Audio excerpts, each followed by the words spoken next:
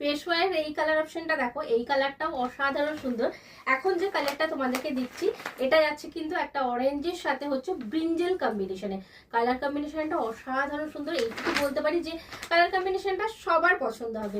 এই থাকছে হচ্ছে তোমার ব্রিঞ্জেল কালারের হচ্ছে পাল্লার পোর্শনটা, একদম ব্রাইট যে ব্রিঞ্জেল কালার হয় একদম সেই কালারটা।